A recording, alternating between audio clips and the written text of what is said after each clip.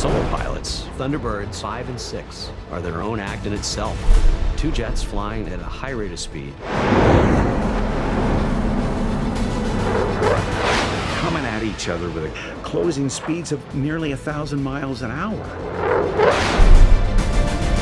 You are microseconds of lag from a life-threatening situation. 6 jets flying 18 inches apart, nearly at the speed of sound. They're doing the unbelievable. It's such an honor to have both of you on. I got to say, first of all, my grandfather was a colonel in the Air Force, and my uncle was a lieutenant colonel. So great respect for everything we've seen on screen here. And you've got to be so excited to see this because it just turned out so beautifully. Yeah, no, very. These guys did an unbelievable job with the authenticity and with capturing the truth behind the team, which is that it's normal people struggling to put something incredible together.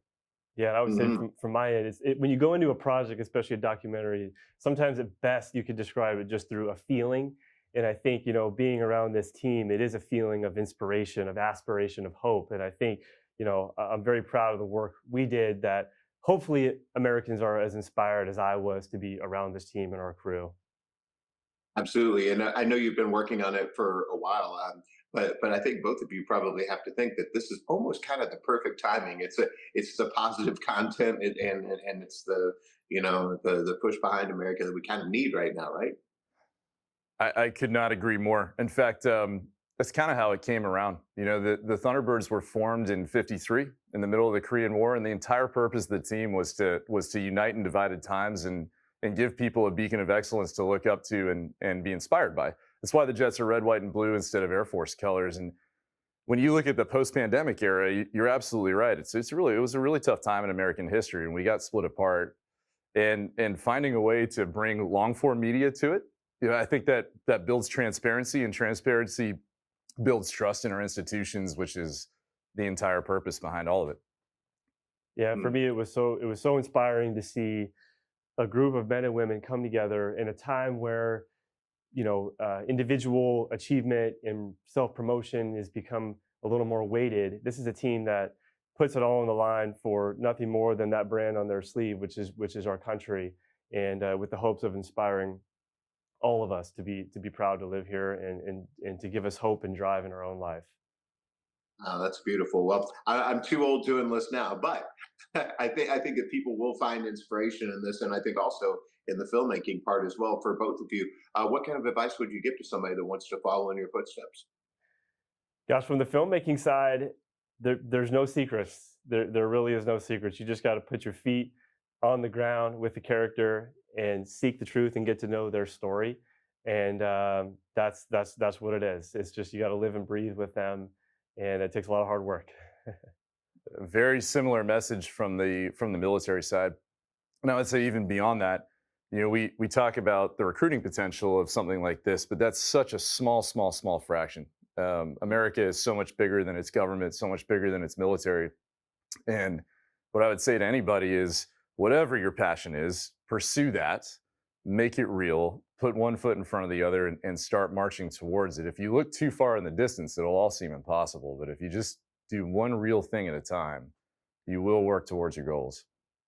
Yeah, beautifully said. Now, my co-host is Drew Pearson, one of our great Dallas Cowboys. You caught the Hail Mary, went in the Hall of Fame, and another big one on excellence. And so we got to ask both of you your Hail Mary moment, that moment in your life or career you just had to go for it and it worked out for you. What do you suppose that was for each of you? For me, probably was this project. I think it took about 4 years from the beginning kernel of this idea, and I think it would have been easy to quit many different times, whether it was the amount of time or money. And I think it was really, when you believe in something, hard work and all these things just become a byproduct. And so I was lucky enough to be fueled by belief that it was a long journey, but this was clearly, I think, the Hail Mary for me. I've got to go back a little bit farther. I started ROTC at Yale as a young engineering student on September 11th, like the September 11th, when the towers were hit. And at the time, I actually did not have the vision, like literally the eyesight that qualified me to be a pilot. But I pressed forward for the next couple of years, hoping that something would change in Air Force policy or that surgery would get to a point where I could fix this. And no kidding, 1 month before pilot selection, the Air Force changed its policy and allowed for laser surgery for the first time. So I got the surgery within like days and then was able to pick up that pilot slot. But it was a real leap of faith that there just might be a chance that this works out. I think so much of life's opportunities look exactly like that, where there's no guarantee that by taking that leap of faith, it's gonna play out for you. But if you don't take the leap of faith, then there's 100% chance that it won't work out for you. So that was my Hail Mary moment. Blind trust is the ability to trust that the people you're flying with are going to do their job and are going to do it to the inch and so extraordinarily well that you just have to worry about flying your job to the inch. Boss winds 320 and 8. You are cleared for takeoff runway 34. It's showtime!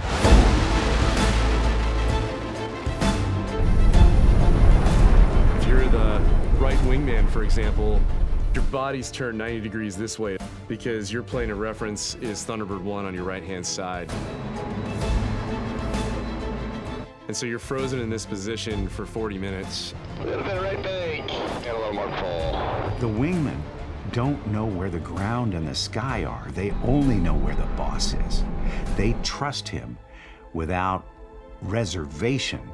Little power right.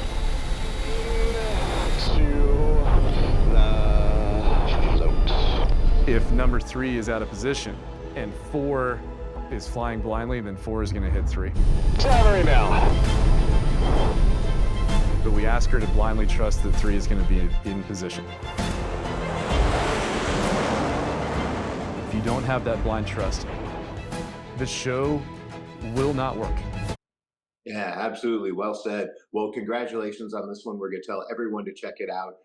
Incredibly proud of what you both have done and look forward to talking to both of you again soon. Thank you so much. Thank you so much. Appreciate the time.